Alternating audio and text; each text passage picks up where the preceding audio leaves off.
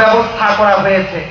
আমরা এলাকাবাসী যাদের কান পর্যন্ত আল্লাহ রাব্বুল আলামিন আওয়াজ পৌঁছে দিচ্ছেন, আল্লাহর এই কৃতজ্ঞতা আদায়ের জন্য আল্লাহ যে আমাকে আমার কান পর্যন্ত আওয়াজ পৌঁছে দিচ্ছেন, এই নিয়ামতটা কার?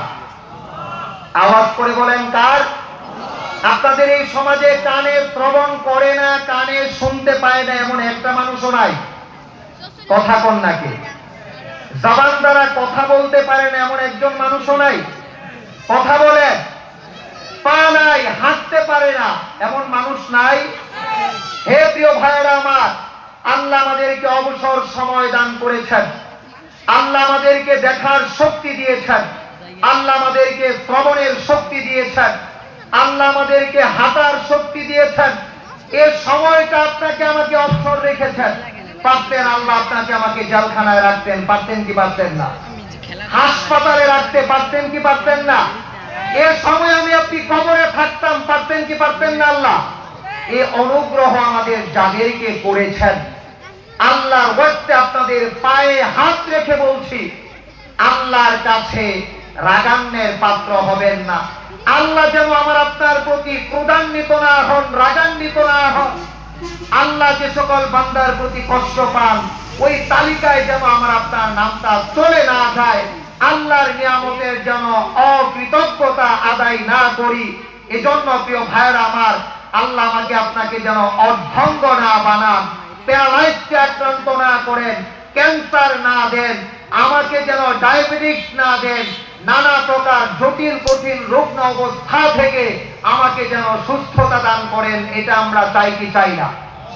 যদি চাই, আল্লাহর কালামের এই মাহফিলকে সম্মান জানিয়ে, শ্রদ্ধা জানিয়ে প্রত্যেকেই সামিয়ানার ভেতরে এসে পড়বে।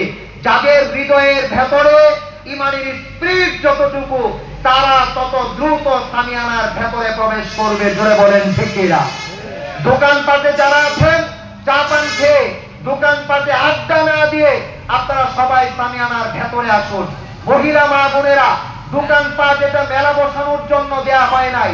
দূর দূরান্ত থেকে দর্শক শ্রোতারা আসেন, প্রয়োজনে চা খেতে মনে চায়, বিস্কুট খেতে মনে চায়, সাময়িক ক্ষুধা নিবারণের জন্য এক দুইটা খাদ্যের দোকান দেয়া হয়। এখন মাহফিলকে কেন্দ্র করে আমরা মেলা বসাই, এটা হলো এই সমাজের সবচেয়ে বড় বেদাত। ঠিক আস্তে করলেন কেন? ঠিক এই পরিবেশ ইবাদত থেকে আপনাকে আমাকে বিঘ্ন ঘটায় কিনা? জোরে বলেন, বিঘ্ন ঘটায় কিনা? বিঘ্ন ঘটায় কিনা? মাহফিল এক বছরে মাদ্রাসায় একটা মাহফিল হয়, তখন কেন হয়? ভেতরে অন্দর মহলের ছাত্রীদেরকে কোরআন সুন্নাহ ইজমা কিয়াসের পাঠ দান করা হয়। আর যে সকল ছাত্রীর অভিভাবকরা আছেন, এলাকাবাসী যারা মাদ্রাসার জন্য দোয়া করেন, বিরোধিতা করেন না, তারা যেন কিছু পুঁজি নিতে পারেন, উলামায়ে কেরামের চেহারা দেখতে পারেন। একজন শিক্ষক এখানে বসে আলোচনা করবে, বাকিরা আলোচনা শুনবে, এই জন্য এই মাহফিলটার আয়োজন হয়। এখন মাহফিলকে কেন্দ্র করে গুনাহ হয়। এই দোকানগুলোতে অবাধে ছেলেরা মেয়েরা ঘোরাঘুরি করে কিনা? ঠিক জোরে বলেন। এর দায়ভার নিবে কে? এর দায়ভারটা নিবে কে? এজন্য মাহফিলকে কেন্দ্র করে দোকানপাট বসা নিষেধ করে দিতে হবে। এটা সামাজিক দায়িত্বশীলদের দায়িত্ব। কাদের দায়িত্ব? আমরা এই কথা বর্ণনা করব, প্রয়োগ করবেন, প্রতিষ্ঠা করবেন সামাজিক দায়িত্বশীল ভাইয়েরা। জোরে বলেন ঠিক কিনা? কারণ সমাজের দায়িত্বশীলতা আমাদের হাতে নাই, তাসবিহ তাহলিল দেওয়ার দায়িত্বশীলতা আমাদের হাতে ন্যস্ত করছেন। জোরে কোন ঠিক কিনা? মসজিদের ইমাম যদি সমাজের ইমাম হতো, জুমার সালাতে ঘোষণা দিয়ে দেওয়া হতো, এত্র এলাকার মুসলমান আছেন যারা আসরের পরে সামিয়ানার ভেতরে বসা থাকবেন, তারা যদি সামিয়ানার ভেতরে না থাকেন, তালিকা করে অপরাধীর তালিকায় জুমার সালাতের দিন সবার সামনে দাঁড়িয়ে জবাবদিহিতা করতে হবে, কেন আপনি সামিয়ানার ভেতরে প্রবেশ করেন নাই, আল্লাহর কোরআনের সাথে কেন মুনাফিকি করেন, মুসলমানদের জামাতের সাথে কেন ঐক্যবদ্ধ হন নাই, কেন বাড়িতে বসেছিলেন, কেন বাজারে বসেছিলেন, কেন দোকানে দাঁড়িয়েছিলেন। জুমার সালাতে সবার সামনে দাঁড়িয়ে জবাবদিহিতা করতে হবে। মাহফিলে দর্শক শ্রোতা ভরপুর থাকতো কি থাকতো না? এখন তো ইমামরা বয়ান করে বয়ান যদি মন মতো না হয়, জুমার পরে আসরের আগে গাঁটটি বস্তা ভুল কইরা সামাজিক দায়িত্বশীলদের চুক রাঙ্গানিতে থাকা যায় না, টিকা যায় না। বাস্তব না অবাস্তব? এটা বাস্তবতার কথা। সামাজিক দায়িত্বশীলরা প্রত্যেকে যদি আলেম হতেন, এই পরিমাণ জ্ঞান অর্জন করতেন, যে পরিমাণ জ্ঞান অর্জন করলে কুফর কোনটা, ঈমান কোনটা, ইসলাম কোনটা এটা চিনতে পারতেন, তখন কোনো সমস্যা ছিল না।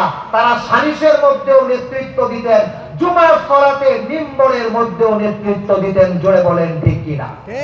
সামাজিক দায়িত্বশীল ব্যক্তি যদি বলতেন আগামীকাল জুমার সালাতে যাকে না পাবো পায়ের টেঙ্গি ভেঙে ফেলবো, দেখতেন জুমার সালাতে যেভাবে উপস্থিত ঘোষণা করে দিতেন ফজরের সালাত থেকে এশা পর্যন্ত তোমাদেরকে চাই।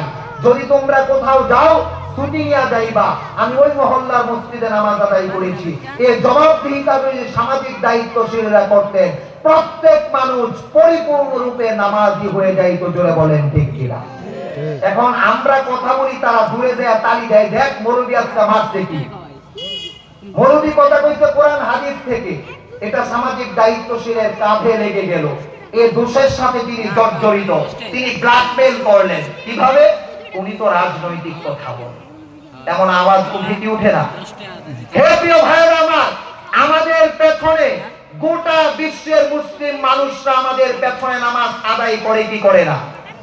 প্রত্যেককে সংশোধন করার দায়িত্ব আমাদের। যিনি রাজনীতি করেন তাকেও আমাদের সংশোধন করতে হবে, যিনি অর্থনীতি করেন তাকেও আমাদের সংশোধন করতে হবে, যিনি কৃষিকাজ করেন তাকেও আমাদের সংশোধন করতে হবে। আমাদের দায়িত্ব হলো প্রত্যেককে সংশোধন করা। আমরা কি মনে করি রাজনীতি এটা নাপাক কাজ, এটা তো উলামায়ে কেরাম যেন না যায়। আরে ভাই, নাপাক কাজ যেটা উলামায়ে কেরাম করতে পারবেন, এটা আপনি মুসলমান হয়ে করেন কিভাবে? বাস্তব না অবাস্তব?